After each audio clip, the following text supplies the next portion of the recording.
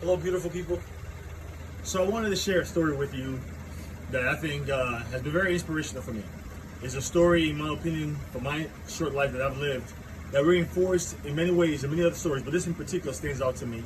That reinforces my confidence to let me know that with faith and hard work, mixed together with the persistence and drive to do something, anything is possible. So and this story in particular was just after graduating college.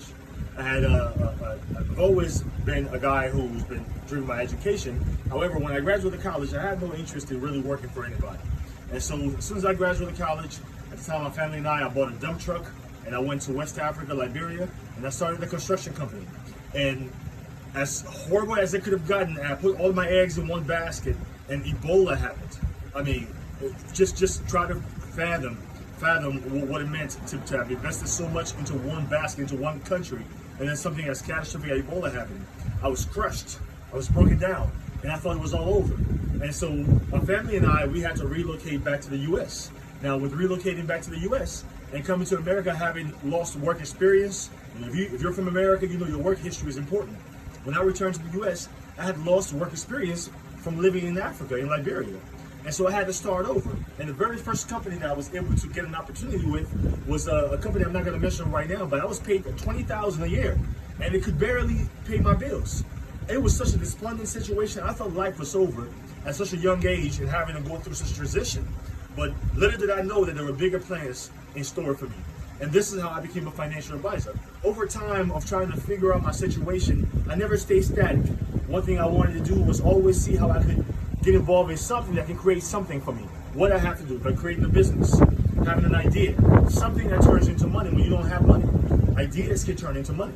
So I started to create a business. I started to work on different ideas to see how I could create finances to be able to build myself out of my situation.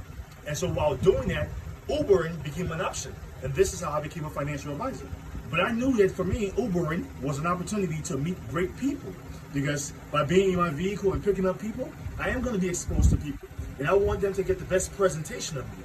So before I ever started Ubering, like my mother and my father always taught me, cleanliness is godliness. Cleanliness is godliness. Don't forget that. These small attributes of us, that I have learned growing up with my parents, is what has led me to be able to succeed in my life in some aspects. Of course, God first. But again, what I did before I started to Uber, I cleaned my car spotless. I wanted people to get into a car that was cleaned. And then I prepared a presentation. I prepared a presentation because I wanted them to get a first impression of who I am. And it said, good morning, my name is Gerald, good evening, or good afternoon, whatever time it is. My name is Gerald Addy. I'll be more than happy to take you to your destination today. If you should have any questions, feel free to ask me. Also, feel free to use the amenities of the card. And from that story, from that presentation, I Ubered for 3 days. And by the third day, I picked up 2 white gentlemen well-dressed in suits. And I gave that same presentation. And that gentleman in the front seat, when I said, good morning, my name is Gerald Addy, I'll be more than happy to take you to your destination today. If you should have any questions, feel free to ask me. Also, feel free to use the amenities in the car. That gentleman in the front seat, he was able to see my passion. He saw my drive. He saw the work, the preparation that I had put in to being where I was at that particular moment. The Spirit of God allowed him to recognize the work that I had invested in myself before being in that particular moment with him. And that's exact moment he made a decision to ask me for my resume. He gave me his business card and said, send me your resume.